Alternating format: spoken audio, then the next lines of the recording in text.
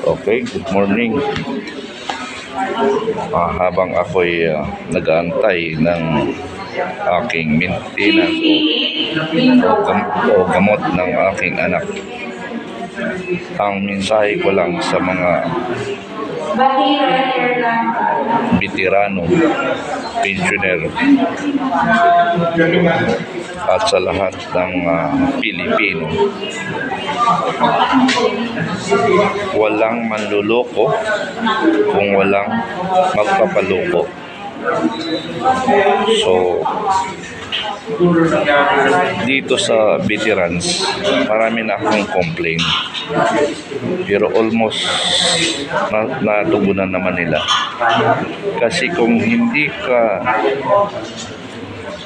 magreklamo o magsasuggest, mag-request, hindi nila tutugunan. Katulad yung laboratory ko, 59 nag-request ako, tinugunan nila yung request ko. So, kasi ang minsan ang ating gobyerno, pag sinabi nating wala, tahimik na tayo, uuwi na tayo. Pero pag alam nyo na nasa tama kayo, dapat ipaglaban natin. Ipaglaban natin ang ating karapatan. Katulad kanina, ang sabi ng isang doktor, bibili kayo sa labas. Bakit nyo kami papibilihin sa labas? Wala po dito.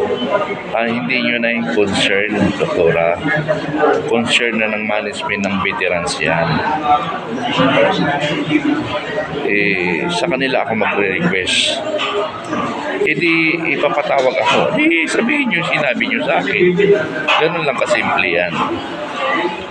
Now, sabi ko, ang veterans ay para yan sa mga pensyonado o veterano. Hindi yan nabuo ang veterans without the veterans, Veterans Memorial Medical Center. Hindi yan mabuo kung walang veterano. So, dapat mag-provide sila para sa veterano. Ang tinitingnan ko dito, hindi kaya ba ng pundo ng veterano o hindi nagagamit ng tamang management ang budget ng veteran. So yun yung hinahanap ko. Ngayon, kung hindi kaya, di i-present nila. Wala naman problema eh. Kung hindi kaya, at least na-i-present to the neutral ground kung sino ang tama. Ako ba o sila? Ganun eh.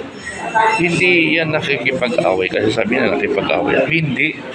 Nagpapaliwanag ako at nagtatanong ako sa aking karapatan. Pero subaybayan nyo kasi nandito ngayon ako sa pharmacist. Ano ang magiging resulta nito? Okay? Subaybayan. Ito mensahe ko to sa mga Pilipino. Hindi lang sa mga men in uniform personnel, sa lahat ng Pilipino. Kung kayo ay may problema, idulog natin sa anti-red tape na kung saan sila yung nagpapatupad ng Republic Act 11032 kung saan ay mapabilis lang ang inyong mga kahilingan. Yun ang mission doon, na dapat sa within 15 days lahat ng problema ay dapat masagot na ng mga concerned agency. Now, kung hindi nila masagot, dapat sinasagot kayo or pinapaliwanagan kayo kasi ganito.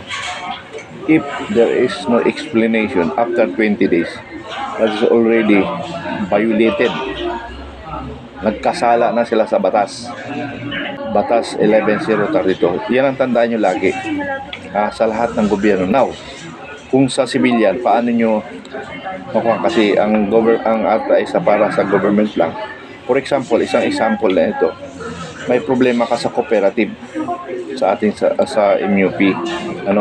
May problema sa cooperative, civilian man yung cooperative. So dalawang pwede mong pagsubukan, ang Cooperative Development Authority at ang Finance Center.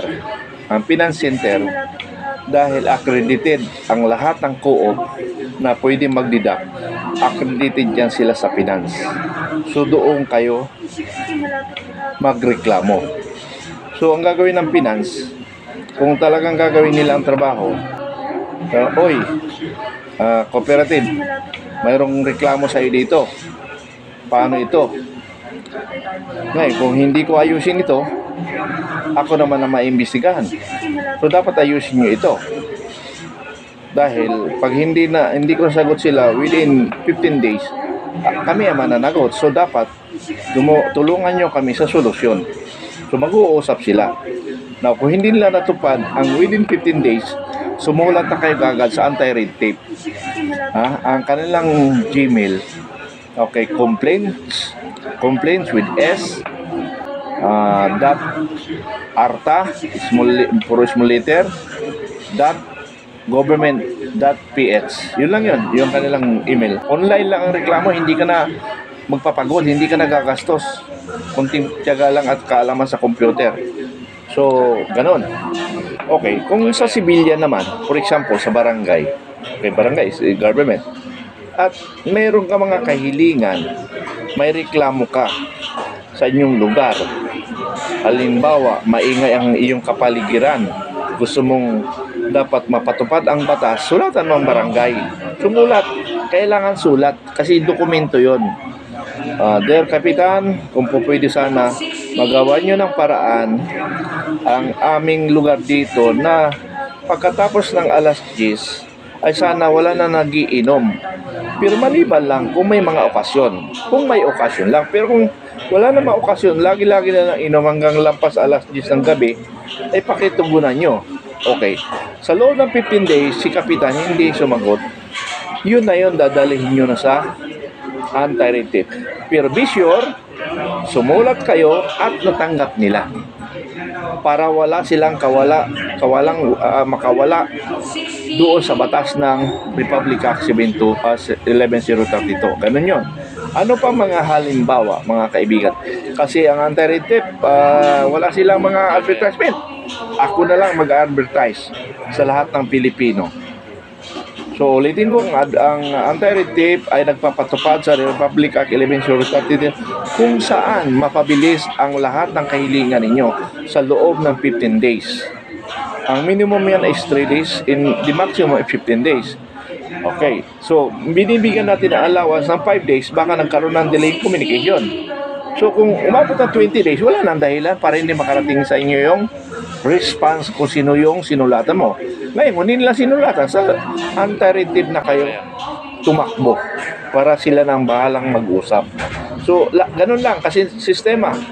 Kung civilian, tingnan mo kung saan siya naka-connect sa gobyerno para yun ang sulatan mo, para sila yung magpapatupad doon sa kanila mga accredited. For example, halimbawa, SLRB, mayroong kapalit sa SLRB sa mga subdivision. Sa subdivision, may mga kahilingan ka, yung kanilang annual expenses na ginagastos at gusto mo humingi ng kopya o gusto mo humingi ng mga palisiya ng kanilang subdivision at hindi ka binigyan. Okay. So, sumulat ka sa iyong samahan, hindi sinagot, i-attach mo yon, sulat sa SLRB. DSOD pala, DSOD. Sumulat ka sa DSOD, attach mo yung sulat mo doon sa subdivision, hindi nila sinagot. Padala mo doon na bigyan tugon yung aking kahilingan. Ngayong condition ay hindi rin sumagot sa loob ng 15 days, ipadala na sa ARTA at ang ARTA na ang magbibigay action sa iyong problema. So, nagkaintindihan tayo. Kasi ang dami ng mga tanong para isang paliwanagan na lang. Kasi ang anti-red tape, wala silang advertisement. Ako ang mag-advertisement, ang vanguard of democracy, anti-corruption and anti-communism. Yun yung mission. Okay? Nagkaintindihan tayo. So, narinig nyo yung mga sinasabi ko sa una pa malang, ganto-ganto. Katulad rin ba? Huwag na lang. Hindi ko na lang babanggitin mga pangalan. Pero pag nagkamali sila, babanggitin ko na ang mga agency na nagkukulang. Basta tandaan mo, kung alam mo may tama ka, ipaglaban ang karapatan. Kasi ako, Nagkamali sila, gumastos ako ng 6,000, ibinalik sa akin 6,000. Nagbayad ako sa civilian at alam nila na may probable ako na reklamo. Tinawagan ako. Sir, dito, pumunta na kayo dito. Sir, tapos na po kami. Tapos na. Kung anong nagastos siya, papalitan ko. Pinadala ko resibo, papalitan. So, ganun lang kasimple. Wag magpaloko para walang manluloko. Ganun lang kasimple. Salamat.